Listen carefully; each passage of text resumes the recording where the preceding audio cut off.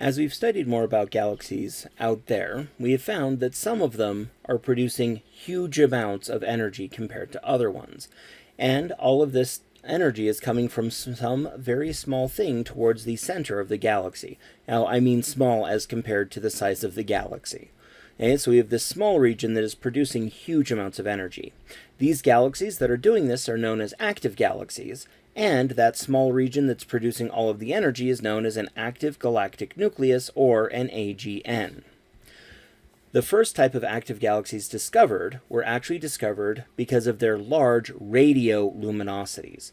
In other words, we had this object that was giving off huge amounts of radio energy.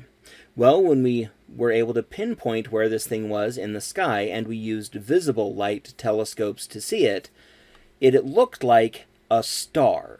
So we had this pinpoint of light, but it was putting out way, way more energy in the radio than what stars normally do.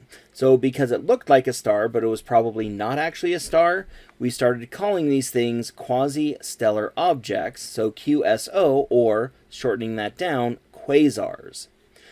Now, as again we got better technology, we started to take the spectrum, and based off of the emission spectrum of these quasars, they had to be around 2 billion light years away. So we had this thing that looked like a pinpoint of light that looked like a star, but it was 2 billion light years away, and it was putting out huge amounts of radio. Something was obviously going on. Well, again, as we got better and better technology, we were finally able to pinpoint that very bright thing. And when we did, we always found that it was associated with some distant galaxy. So we have some galaxy that had something bright right down at its center. We actually see some ellipticals that have very large radio emissions, like quasars do, but we don't see that single pinpoint of light.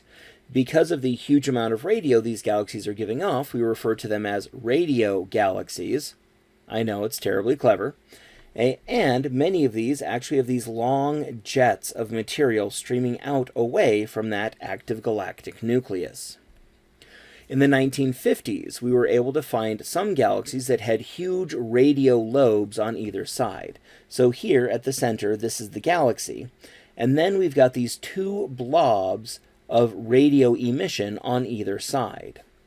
As we got better and better radio resolution, we were able to see that there is something that's connecting this galaxy to these giant radio lobes on either side. Something is happening in this that's creating giant jets that then create the radio lobes that we're seeing. In 1968, there was a model proposed to explain all active galactic nuclei. Specifically, it suggested that all of these were powered by supermassive black holes, that there is a supermassive black hole at the center, but not just any supermassive black hole. The supermassive black hole was actively feeding, meaning there was still a lot of stuff falling into the supermassive black hole. As that happens, that material will form into an accretion disk, and because of how it's swirling around the black hole, will become superheated, which will then cause it to generate a magnetic field. This magnetic field from the swirling disk will then create these spirals of magnetic field leading away, and some of the material that would fall into the black hole instead gets swept up into this magnetic field and ejected as these narrow jets. This is similar to what we talked about previously with gamma ray bursts and neutron stars, where we get this beam of energy. Now, it's actually been shown using this model that the luminosity of the active galactic nucleus is directly related to the mass of the supermassive black hole at the center. Now, for the luminosities that we see for a quasar, the supermassive black hole has to have around 1 billion solar masses. Now, what determines the type of active galactic nucleus we are seeing is the angle that we're seeing that jet. If the jet is pointing towards us, then we see that pinpoint of light. Okay, so there we see a quasar. If we're shifted off more towards the side, then we still get a lot of the radio noise that we get from the jet and from the accretion disk, but because the jet's not pointed directly at us, we don't get that pinpoint of light. And then if we're all the way off on the side, we see the two radio jets streaming out and hitting the intergalactic medium.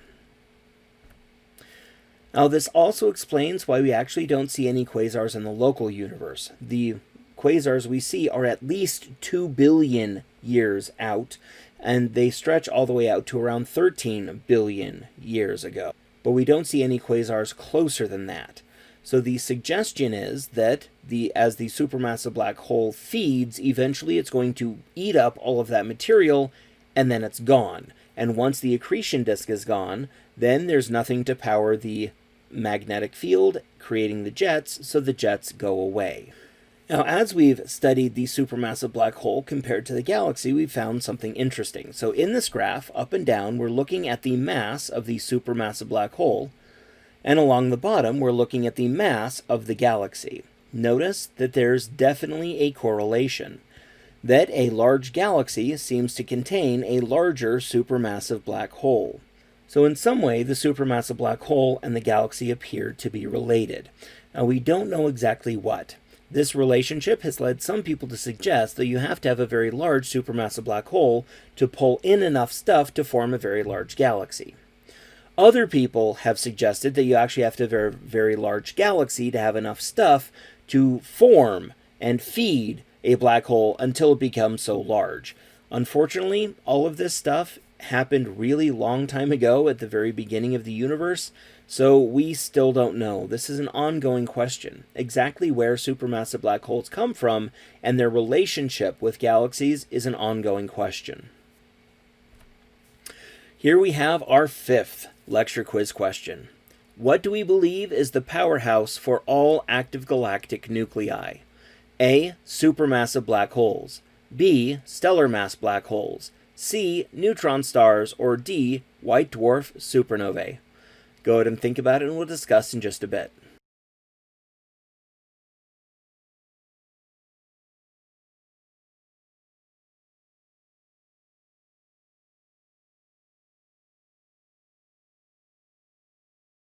So what's powering the active galactic nucleus? The answer is A. Supermassive black hole. All active galactic nuclei are associated with supermassive black holes at the center of the galaxy.